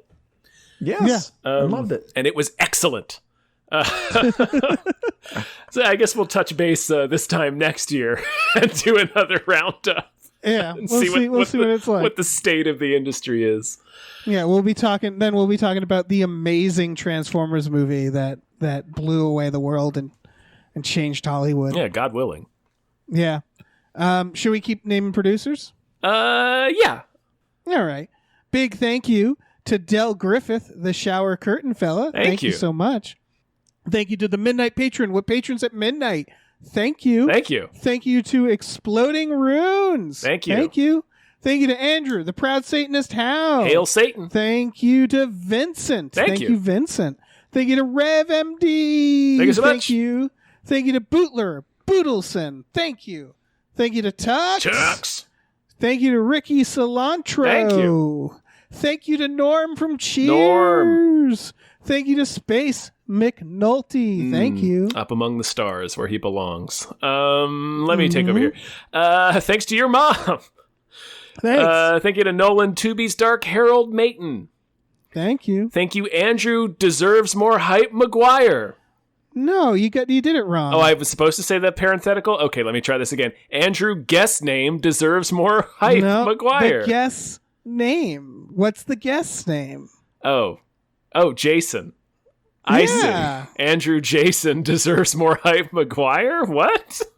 Look, it says decision. All right. Thank you to AJ. I'm not going to think about it. When you read his name, he wants you to compliment the guest. That's all. I see. I got it. Listen, it's been a long day. Yeah. This completely thwarted me. Right before we recorded, Tom pointed out he had a ton of stuff to do, and we really needed to get through this quickly. And we're an hour and 47 minutes into this. Where is I? Okay, thank you to Tip Drizzle. Thank you. Thank you to Burrito Mouth. Thank you. Thank you to the Ghost of Dave Thomas. Thank you. Thank you to Aaron Burser. Thank you. Thank you to Christopher Robert Sparts Esquire. Thank you. Thank you to Mackenzie Fuck Shuffling with Willem Dafoe's confusingly large dick. Chill. Woo. Thank you to Funky J. Thanks. And thank you to Pie Guy. Pie Guy, thank you. Now, Dave. Thank you, Pie Guy. Dave, shut your mouth. Shut your mouth for a second. Mm-hmm. In this ever-shifting landscape of cinema that we now find ourselves in, do you perhaps have a movie that could use a little bit more hype? Can I open my mouth? Let's say it deserves more hype. Yeah, no, you can open your mouth now. Okay. I do. Oh, I do. What luck? Yeah, this isn't. This is going to be on Prime Video. It's Prime Video with Blumhouse, so it's not exactly like, it also took the Grand Jury Prize at Sundance. So it's, again, on paper, it's not like an unknown movie. But last time I checked the trailer, let me check it again. There was really not. Okay, the trailer. Okay, now it's getting some views. So I guess it got the hype it deserves. Episode over. All right. No, this is Nanny. Yeah, this is called Nanny. It's a horror movie about a lady who immigrated to, where is she going? New York City. And she left behind a son, and she's trying to make enough money to get her son back. And throughout that, she's working for a rich couple. And she's caring for their daughter. Right, she's a nanny. That's why it's called Nanny. That's the title. I was like, what is her job? And it's hard to tell from the trailer, but she becomes haunted by something. and that is pretty much what we know about it. It's it is described by the director as an existential but sexy fever dream. So I'm not sure what that means. It's just one of my favorite premises now for a horror. And it's also it's the first horror movie to win the U.S. Grand Jury Prize at Sundance for drama. So that's key. It is also a drama. It gave me vibes of Hez House, specifically because Hez House is about a refugee who's put in a situation that they can't really escape. And I realized that's like a really, really good horror situation because it's about people who are trapped in a situation that they can't get out of already. And then you put fucking ghosts on top of that. And then the Boogans show up. Yeah. So that's Nanny. Not The Nanny. That's a different thing. Mm-hmm. This looks interesting. And yeah, I definitely got similar vibes of His House. Because there's this whole subplot about the child that they had to leave back home, right. And that which is tied into the drama and suspense. So yeah, for sure, I definitely got that read as well. Yeah, and it doesn't look the same, but it's just dealing with very similar themes. That's really the only thing it has in common with it. This one seems a little more. I don't know. Like a little more high quality, well made horror movie. Yeah, it's like a smart, well performed, it's claiming the trailer claims it's getting theatrical release. Do these Prime movies? Do they actually push them into substantial theaters, or is it just a? Yeah, I mean, in this case, I assume that's why they're teamed up with Blumhouse, right? Okay. Because I don't know. I don't know for sure. But yeah, I'm sure it's going to get some sort of release, right? Yeah. And then it'll probably go to streaming a day later, if not the day of. So. Yeah, like they did it with... they used to do this for awards eligibility, but like the Lucille Ball movie they did last year was in theaters, I think, for like a week or two before it hit Prime. So I looked it up, and this is actually important. It comes out November 23rd, limited theaters, and then it'll be out on streaming December 16th. Oh, there you go. Yeah, that is that's its deal. And yeah, it's getting very good reviews. It has 39 reviews right now on Rotten Tomatoes, and it's at a 90%. So people seem to be really liking it. It won a bunch of awards, so yeah. Probably won those awards for a reason. Yeah, no, it looks creepy. Yeah, it's part of one of the most we did so much doomsaying about Hollywood, and one thing that is positive to say is that, and I've said it a million times, horror is getting better. In my opinion, it's becoming more elevated. The concept of an elevated horror movie obviously is a thing. It's getting recognized more and more as a art. Mm-hmm. To the point that it won a grand jury prize at Sundance. Like that's huge. That's huge for horror. It's cool to see. Yeah, and there was a time when a movie like this might have been kind of difficult for people to see. But now it's not, because it just goes to streaming and everybody has access to streaming. So I mean, well, not everybody, but it's a lot easier to there was one theater in my hometown growing up that showed independent film, and like they only had one screen. So it's, if we had one of those too, and then it was killed by streaming. Yep. But then yes, you're right. It does create a situation now where these things are available. Yeah. Distribution is a little easier for people to find movies. Well, not... it's a double-edged sword. Anyway, we don't need to get back into that. Let's talk about it for another 40 minutes. Yeah. I was just saying, it's easier to find unless HBO Max gets rid of it, so they don't have to pay anyone residuals. Anyway, that's Nanny. Yeah, that's Nanny. Check out the trailer. It deserved more hype when I first put it on this doc, and it looks like we did it. Yeah, so congratulations, everybody. Yeah. Glad we could all be here for that. Oh man, I think we've done it. I think that's a sode. Woo! I think we've completed one sode. Jason, thanks so much for being on the show. You're welcome. Sorry to have kept kept it going so long. Oh no, Yeah, it's it's all every. good. I planned for 2 hours every time you're the guest. So Yeah, we know what's up. We know what the deal is. The book that I've been promoting for 9 straight months is now finally out next month. Woohoo! The book is the last book in the John Dies at the End series. It is called If This Book Exists, You're in the Wrong Universe. Otherwise, you can find me on any platform by Googling my name, Jason Pargin, Pargin, including TikTok, which I now have a TikTok account. Alrighty. That's huge. Um, It's I'm not good also- news. I'm also on the TikToks, Jason, and it is terrifying. It's terrifying. I signed up the other day, and it is the first thing it did was show me 20-year-olds in bikinis constantly, and it was like, you need to stop doing this. This is weird. And then I slowly started liking things, and now it just shows me Minecraft videos, and I'm like, okay, you know who I am now. So I guess it's working out, but I just want to say kudos for actually making TikToks. That's delightful. You're welcome, everyone. Once again, getting paid nothing to do it, but the weirdest thing about the world right now is if you're an author, you kind of have to be on TikTok to reach people. Yeah, like book talk is huge. Yes, it is. Book talk.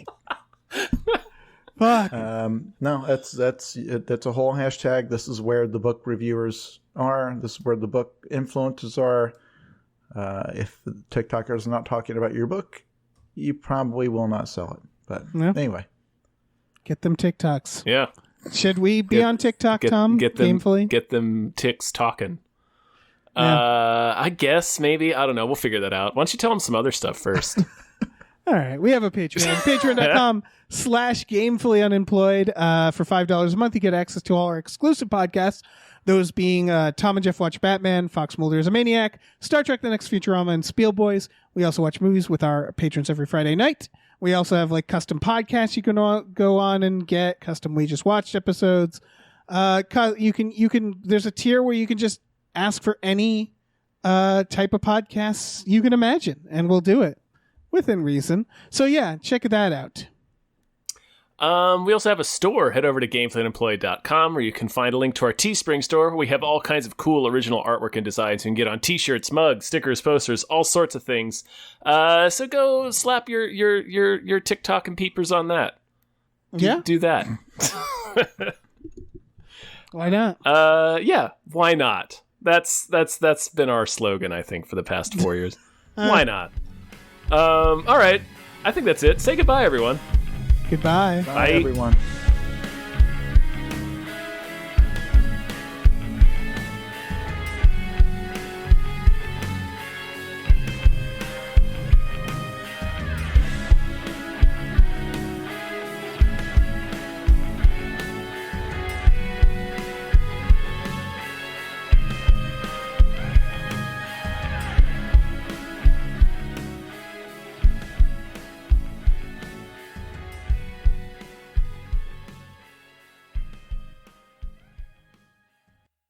Our music is produced by Chris Corlew. You can follow him on Twitter at @thecorlew, Corlew, and find more music at shipwreckedsailor.bandcamp.com.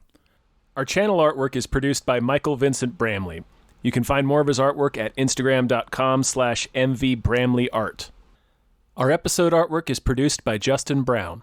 You can follow him on Twitter at @JustinTBrown and find more of his artwork at artnessbyjustinbrown.com and justinbrown.info.